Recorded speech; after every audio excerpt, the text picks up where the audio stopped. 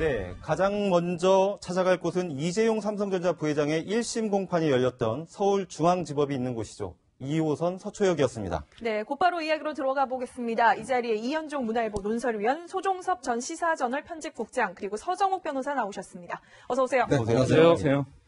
네, 박영수 특별검사가 이런 말을 한 적이 있습니다. 이재용 삼성전자 부회장의 공판은 세기의 재판이 될 것이다 라고 공언을 한 적이 있었는데 저희가 그 결정적 순간 세 장면을 꼽아봤습니다. 먼저 저희가 꼽은 결정적 순간 첫 번째는 5분 만에 바뀐 희비라는 키워드가 달려있는데요. 이현중 의원님. 네. 이게 도대체 어떤 말을 의미하는 겁니까? 저도 이제 법조 출입 기자를 하면서 네. 주로 판사들이 이제 이 판결문을 읽을 때 앞부분만 들으면 큰 낭패를 보는 경우가 많습니다. 네. 사실 이제 전체적인 판결문을 다 끝까지 들어봐야 되는 경우가 많은데 주로 판사들이 보면 앞부분에는 피고인한테 유리한 좀 이야기를 먼저 합니다. 네. 근데 이제 그 하다가 그 다음부터 이제 그러나가 나옵니다. 네. 이게 이제 실질적인 그 내용이 될 수가 있거든요. 어제 재판 같은 경우도 이제 이 재판장이 읽을 때 초반 부분 같은 경우는 박근혜 전 대통령과 이재용 부회장이 만나서 독대를 했을 때 구체적인 청탁이 없었다. 이런 것들을 이제 명시를 했어요. 그리고 이제 안종범 수석도 마찬가지로 그러한 어떤 증거가 없었다라는 부분을 네. 인정을 합니다. 이제 그 부분만 나왔을 때는 사실은 이 재판이 무죄가 되는 게 아닌가 이제 이런 이제 그 어떤 관측들이 있었죠. 어제 사실은 그 방송들 같은 경우도 초반에 그 자막 같은 경우는 네. 대부분 이재용 부회장한테 유리한 쪽으로 사실 내용들이 나가서 이재용 부회장도 사실은 이제 조금 기대를 한 것 같아요. 재판부도 마찬가지고 그 안에 있는 삼성 관계자도 마찬가지고 이 재판이 자칫 이제 무죄로 가는 거 아닌가라는 판단을 했었는데 그러나 조금 뒤부터 이제 그러나가 나오면서부터 네. 사실 분위기는 완전히 반전이 되면서 결국은 이제 유죄로 결정이 나게 됐습니다. 네. 사실상 그 유죄가 결정이 나는 순간 그 호화 변호인단 얼굴들이 벌겋게 상기되고 이재용 부회장도 정면만 멍하니 응시했다고 하는데요. 일단 그 범죄 적용된 혐의가 다 인정이 됐다. 지금 이렇게 보면 되는 겁니까? 그렇죠. 이게 그 5가지 범죄 혐의인데요. 네. 이거는 이게 어차피 이게 하나가 인정되면 다 인정될 수밖에 없는 구조입니다. 왜냐하면 이게 그 뇌물 공여가 되면 그럼 당연히 이게 횡령이 될 수밖에 없는 게 판례고요. 또 이게 그 외국의 재산을 일단 이게 그 국외 도피 있잖아요. 네. 이것도 이게 인정될 수밖에 없고, 그다음에 그 범죄 수익 은닉 이 4가지는 이게 따라다니기 때문에 저는 이게 그 4개는 당연히 같이 인정되는 거고, 네. 다만 이제 위정도 원래는 이게 그 뇌물 인정되면 최순실의 존재는 다 알았기 때문에 그래서 이게 5가지 다 인정됐는데 그렇다고 이게 제가 보기에 특검이 완전히 완성했다. 네. 이렇게 보기는 어려운 게요. 일단 이게 뇌물 금액 중에 특검이 이게 433억 중에 예를 들어 이 K재단, 미러재단, 제3자 뇌물은 무죄가 됐고요. 네. 또 이게 뇌물을 갖다 직접 안 주고 정유라 약속한 부분 있잖아요. 네. 이것도 이게 무죄가 됐어요. 따라서 이게 총 금액이 433억 중에 89억 정도이기 때문에 따라서 이걸 완성이라 보기는 어렵고, 그 다음에 그 구형도 12년 구형에 어떻게 보면 이게 법정형으로 보면 가장 낮은 5년이 됐기 때문에 뭐 이게 그 특검이 약간 이겼다고는 볼 수 있지만 완성이다. 이렇게 평가하기는 좀 어려울 걸로 보입니다. 네. 가장 핵심적인 범죄 혐의가 이제 뇌물 혐의였는데요. 그 뇌물 혐의에서 보면은 이제 정유라 씨에게 말을 지원한 게 핵심이었지 않았습니까? 네네. 그 부분은 어떻게 판단을 한 겁니까? 2015년 8월이었죠. 이제 삼성에서 그 코어 스포츠랑 계약을 했지 않습니까? 213억 원을 지원하는 계약을 했고, 실질적으로 건너간 게 이제 77억 9천만 원이 네. 실질적으로 건너갔거든요. 그 중에서 이번에 법원은 72억 9천만 원은 뇌물로 인정을 했습니다. 네. 나머지 이제 5억 원은 왜 뇌물로 인정을 안 했냐면 그것은 이제 말을 옮기는 차량 네. 뭐 이런 거 비용인데 그것은 그 차량 자체가 삼성 소유이기 때문에 그 부분은 뺐고 그 뺀 72억 9천만 원이 뇌물이다. 이렇게 이제 인정을 한 것이죠. 네. 네. 자, 이재용 삼성전자 부회장 4가지 혐의에 대해서는 일부 유죄 그렇죠. 판결을 받았고 이 부분만 유죄로 인정이 됐거든요. 국회로 한번 가보실까요? 장충기가 말 사주고 최순실한테 돈 줬습니다. 이런 보고를 안 했습니까? 자꾸 머리 굴리지 마세요. 예, 지금 기억을 더듬고 있는데 문제가 되고 나서 얘기는 들었습니다. 저도 책임질 게 있으면 책임지겠습니다. 물러나실 의사도 있으세요? 제 책임이 있으면 그러겠습니다. 바로 재판부에서 저 부분을 위증이라고 판단한 부분인데 한 가지 발언이 더 있었습니다. 같이 들어보시겠습니다. 최순실을 알고 있습니다. 개인적으로는 모릅니다. 최순실이라는 이름은 언제 처음 들어왔습니까? 정확히 언제 알았는지는 네, 지금 최순실 씨의 존재에 대해서 몰랐다라고 얘기한 부분에 대해서 지금 재판부에서는 위증이다라고 얘기를 했는데 사실 이 부분에 대해서도 논란의 여지가 좀 있는 것 같습니다. 그쪽에 논란이 있지만 조금 전에 말한 것처럼 네. 어차피 이게 횡령, 그 뇌물 공여가 되려면요. 네. 최순실과 이제 그 박 대통령이 뇌물에 공모를 했고 이 공모를 한 걸 이재용 부회장에게 그 미필적으로라도 인식을 했고 물론 이게 어느 시점부터 확정적 인식을 했지만 이 논리 구조가 되면 이게 그 뇌물 공여가 되기 때문에 따라서 이게 국회에서 최순실을 몰랐다. 내 적에 최순실이라는 지원 사항을 보고받은 적이 없다. 이 모든 게 다 위정으로 인정이 돼버린 거죠. 그건 저는 이게 뇌물 공여가 다 이게 필연적으로 연결될 수밖에 없다. 네. 위정대로 보입니다. 예. 이재용 삼성전자 부회장의 재판, 저희가 결정적 순간 세 가지를 지금 알아보고 있는데 두 번째 장면입니다. 자, 박근혜 전 대통령과 이재용 삼성전자 부회장이 독대 자리를 했다라는 건 이미 많이 알려져 있는데 그런데 어저께 재판부에서 보면 재판부가 말한 선고 주문을 보면 명시적 청탁은 없었다. 간접 청탁으로도 인정할 수 없다. 이런 말을 하면서도 포괄적 청탁이 인정된다라고 얘기를 했거든요. 그렇죠. 네. 예. 그러니까 이게 2014, 2015, 2016년 세 차례 걸쳐서 사실 이제 박 전 대통령과 이재용 부회장의 독대가 이루어졌습니다. 근데 지금 이제 그 독대라는 것은 사실 두 사람밖에 없었거든요.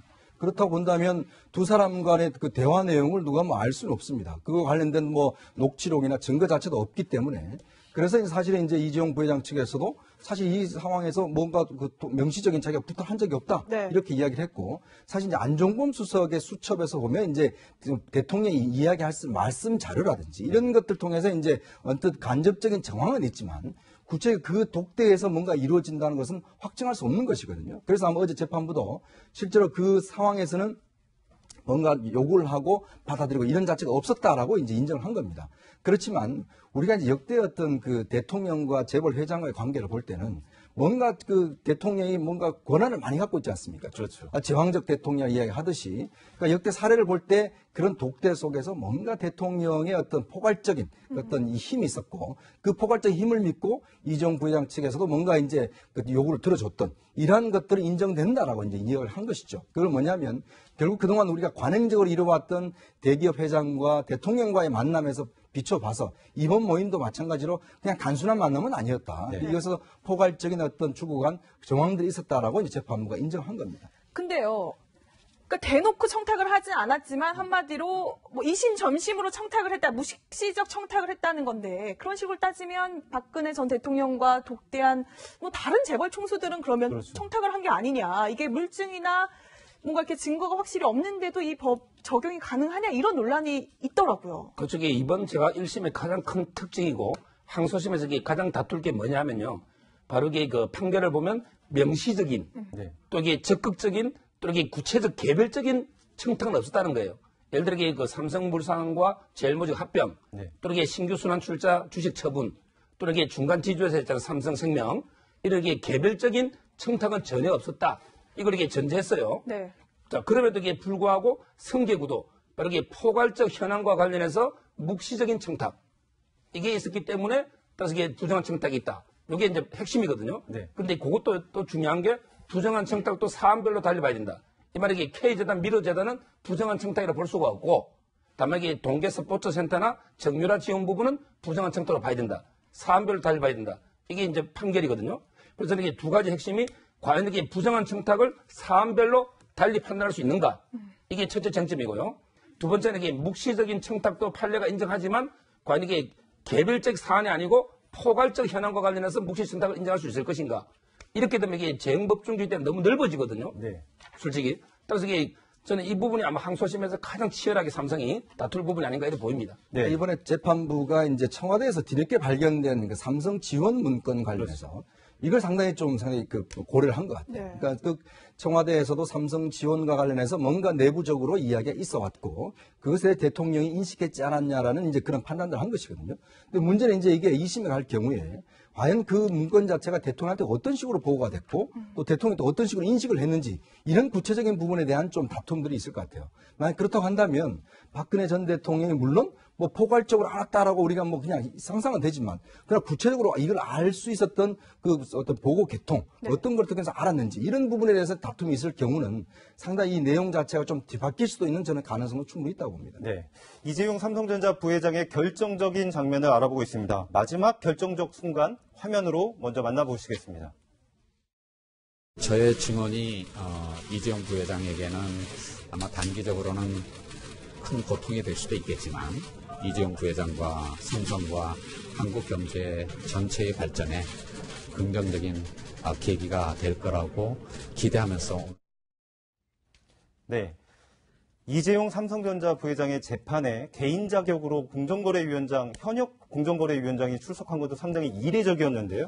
저희가 꼽은 마지막 결정적 순간은 바로 예고되지 않는 손님이었습니다. 김상조 위원장과 더불어서 최순실 씨의 딸 정유라 씨까지 등장을 하면서 아주 치명타를 날렸다. 이런 분석도 나오고 있거든요. 그렇죠. 특히 이제 김상조 위원장은 이제 큰 틀에서 어떤 경영권 승계, 이재용 부회장으로서의 경영권 승계와 관련된 부분이기 때문에 어떤 면에서 보면 뭐 원론적이라고 볼 수 있는데 정유라 씨의 증언이 저는 상당 부분 이번에 그 뇌물 혐의를 결정적으로 법원이 판단하는 데 좀 영향을 미치지 않았나 그렇게 생각을 합니다. 지난번에 정유라 씨가 이제 갑자기 출석을 했지 않습니까? 네. 출석해서 이른바 폭탄 발언들을 했는데 거기에서 보면은 삼성이 시키는 대로 말 이름을 바꾸자. 뭐 이런 얘기를 이제 엄마가 했고 또 삼성 말을 네 것처럼 그냥 타면 된다. 이런 얘기를 엄마가 했다. 이런 이제 정유라 씨의 증언 이런 부분들이 결국 재판부가 보기에는 사실상 이것이 삼성이 뇌물로 준 것 아니냐. 뭐 이렇게 이제 판단을 한 것이고 그 판단에 앞서서 그 전에 이제 이미 삼성 측에서도 정유라 씨가 그 임신을 했을 때 임신 사실 같은 것들을 이렇게 확인을 한 그런 정황이 또 재판부가 포착을 한 겁니다. 그런 부분들. 또 한편으로서는 이제 그런 정유라 씨에 대한 지원 계획 이런 것들을 삼성에서 김종 차관에게 계속 보냈던 이런 정황 이런 등등을 할 때 그리고 이제 박 전 대통령과 이재용 부회장의 독대에서 박 전 대통령이 이재용 부회장에게 강하게 이 승마 지원 문제에 대해서 강하게 질책을 했던 부분 그리고 이제 박 전 대통령이 이 김종 차관에게 정유라라는 이름을 언급했던 것 이런 등등을 종합해서 이것은 이 삼성이 사실상 박 전 대통령을 보고 최순실 씨한테 뇌물로 준 것이다라고 법원은 이제 판단을 한 거죠. 네. 그러니까 그러고 보니까 좀 정유라 씨 그렇죠. 요새 어떻게 지내고 있는지 좀 궁금한데 수사 상황이나 사실은 정유라 씨 같은 경우는 처음에 나는 삼성에서 지원하는 여러 명 중에 그냥 한 명이었을 뿐이다라고 분명히 이야기를 하다가 갑자기 적극적인 태도로 나와서 뭐 여러 가지 내가 녹취 파일도 있다 이런 주장까지 했었잖아요. 실제 그 정유라 씨의 뒤바뀐 진술, 이 번복이 이 재판 결과에 영향을 좀 미쳤다고 보세요? 제가 그 판결문을 여러 번 자세하게 읽어봤는데요. 저는 이게 안종범 수석의 수첩이나 청와대 문건은 큰 영향이 없었어요. 오히려 제가 보기에 그 김상조 위원장 진술, 이건 이게 왜 중요했냐면 아까 이게 포괄적 현황과 관련한 묵시적 청탁할 때 과연 이게 삼성의 승계 구도가 어떻게 진행되고 있었고 이렇게 제일모직이나 삼성물산의 합병이나 또는 이게 신규 순환 출자 주식 처분이 어떻게 승계 구도에 영향을 주는가 이걸 이게 가장 상세하게 정언한 분이 이게 김상조 위원장이에요. 따라서 이게 그분이 큰 영향을 주고 두 번째는 이게 정유라의 역할은요. 제가 보기에 최순실과 박 전 대통령이 뇌물을 이렇게 공모했다는 이 부분에 대해서 이게 직접 증거 하나도 없었는데 정유라에게 정언이 중요한 정황 증거가 됐고요. 또 이게 이 부분을 삼성이 인지했다는 아까처럼 이게 그 미필적 인식이든 확정적 인식이든 이런 부분에 대해서도 이게 정유라 정언이 결정적인 정황 증거가 됐기 때문에 저는 이게 어제 유죄 재판에 가장 큰 두 공신은 정유라와 김상조 위원장이다. 이렇게 보고 있고요. 아마 이게 정유라는 제가 보기에 특검에서도 뭐 도우미 정시호처럼 저기 불구 속으로 그냥 업무방해 정도로 기소로 끝내지 않을까 이렇게 보입니다. 이미 언급을 해주셨지만 이 김상조 공정거래위원장 휴가를 내서 개인 자격으로까지 공판에 출석할 정도로 이번 재판에 굉장히 관심을 많이 보였습니다. 그런데 법정에서 나온 증언을 보면 삼성 계열사 합병은 승계 작업 핵심 중에 하나다. 미래전략실이 기획하고 집행한 시나리오의 한 부분이다라고 말을 했고요. 또 하나 박 전 대통령이 승계에 반대했다면 합병 시도를 못했을 것이라고 생각하는가라는 특검의 질문에 네라고 대답을 했거든요. 이 부분이 사실은 재판부의 선고에 상당한 영향을 미쳤다고 봐야 되는 거죠. 그러니까 이제 그 삼성 미래전략실이 어떤 역할을 하는 건지 이제 그 부분에 대해서 이제 김상조 위원장이 증언을 한 것이죠. 그러니까 내부 관계자의 말을 인용을 해서 즉 미래전략실의 목표 자체가 결국 승계를 위한 조직이었다. 근데 문제는 이제 법정에서 이재용 부회장은 나는 미래전략실하고 별로 보고도 받지 않는다. 그쪽에서는 다 알아서 결정하고 나는 삼성전자의 부회장일 뿐이다라고 이제 이야기를 하면서 그 고리를 끊었던 것이거든요. 근데 이제 구체적으로 이제 삼성의 승마 지원과 관련해서는 미래전략실과 이제 이재용 부회장이 뭔가 이제 포괄적으로 알고 이제 인정했던 부분들, 이런 부분들이 이제 재판부가 인정을 한 부분이고요. 그 다음에 이제 김상조 회장이 이제 결국은 김정구 위원장이 증언한 것은 뭐냐면 결국은 대통령이란 권력 자체가 결국 한 기업의 승계 문제도 자제할 수 있는 그런 구조가 돼 있다. 이런 부분에 대해서 이제 본인이 옛날 학자적 그 관점에서 이제 증언했던 부분을 다시 한번 이제 증언을 하는 것이거든요. 그러니까 아마 이거를 재판부는 결국 대통령이라는 사람이 어떤 특정 기업의 승계 문제에 대해서 뭐 하게 할 수는 없지만 못하게 할 수는 있는 그런 정도의 권력은 있다라는 것을 아마 이제 학자적으로 증언한 것들이 재판부한테는 상당히 이제 중요한 논거로 사용된 것 같습니다. 네. 이제 세간의 관심은 박근혜 전 대통령에 대한 재판, 그리고 또 이재용 삼성전자 부회장의 항소심에 몰릴 텐데요. 그런데 저희가 언제나 법원의 판단에 대해서는 존중을 해야 되는데 어제 판결을 했던 김진동 부장판사에 대해서 약간 좀 화제가 되고 있습니다. 어떤 분이십니까? 저는 이게 항상 제 소신이 우리 헌법 103조에 보면 법관에게 그 헌법과 법률, 양심에 따라 재판하는데 이때 이 양심은 개인적 양심이 아니에요. 네. 이 말이 법관으로서 직업적인 양심입니다. 따라서 이 법관의 저는 개인적인 소신에 따라 판결이 달라지는지는 않는다 보는데 네. 따라서 이게 너무 법관에 대해서 저희가 시시콜콜 신상 캐는 건 바람직하지 않다. 네. 이렇게 보는데요. 이게 간략히 그래도 소개한다면 네. 제가 보기에는 이게 그 전번에 왜 진경준 뇌물 사건에게 무죄 때문에 좀 이게 비판도 받았지만 네. 제가 알기로는 이게 상당히 그 법리에 따라 뭐 이게 또 엄격하게 또 이게 논리적으로 판결하는 걸로 알고 있고요. 합리적으로. 네. 그리고 이게 원래 그 부패 전담부에 있는 형사합의 부장들이 전부 이게 법 쪽에서는 가장 엘리트들이고요. 저는 이게 뭐 판결을 비판할 때는 항상 이게 저희가 법리와 증거, 논리를 가지고 비판해야 되잖아요. 예. 따라서 이게 저는 어제 판결을 보고 뭐 김진동 부장이 충분히 이게 자기 직업적 양심과 증거에 따라서 판결했을 거로 믿고 있습니다. 네. 근데 지금 이제 삼성의 79년 역사상 이렇게 총수가 실형을 받은 건 처음이잖아요. 삼성도 그만큼 당혹해하고 있을 것 같은데 뭐 일각에서는 호화 변호 군단을 뭐 갈아치우는 거 아니냐 이런 이야기도 나오고요. 근데 지금 민주당에서는 이게 5년이 뭐 좀 징역 이제 5년이 많은 게 아닌 것 같다. 2심에서 이거 잘못하다가는 집행유예 나올 수도 있으니까 좀 조심해야 된다. 뭐 이런 이야기까지 나오더라고요.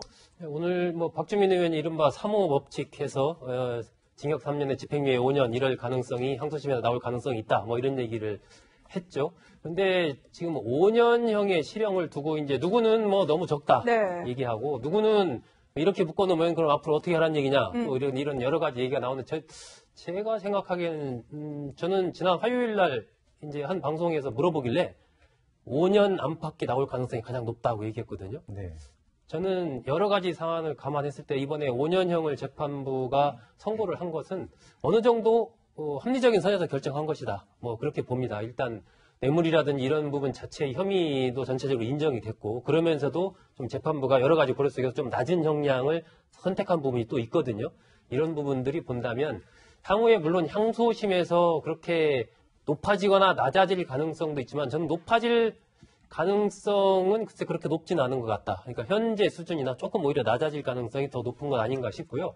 지금 전체적인 흐름은 저는 지난해의 이른바 국정농단, 그리고 대통령 탄핵, 그 흐름이 여전히 지금도 가고 있다고 보거든요. 그런 흐름 속에 지금 이재용 부회장의 재판과 박 전 대통령의 재판도 큰 흐름 속에 같이 가고 있기 때문에 이번 이재용 부회장의 이른바 실형, 그것은 이미 예고되는 것이었고 이런 정도 5년 정도면 현 단계에서 봤을 때 어느 정도 합리적인 판단을 재판부가 내린 것이다. 네. 그렇게 평가를 하고 싶습니다. 지금 재판부에서는 합리적인 판단을 한 걸로 보인다라고 얘기하는 건 이제 소종석 국장님의 개인적인 의견이고요. 근데 이제 삼성 재판부, 삼성의 변호인단에서는 모두 무죄를 다시 다투겠다라고 얘기를 하고 있습니다. 이제 2심 재판부에서 2심 재판에서 어떤 결론이 도출이 될지는 저희가 좀 더 지켜봐야 될 것 같습니다.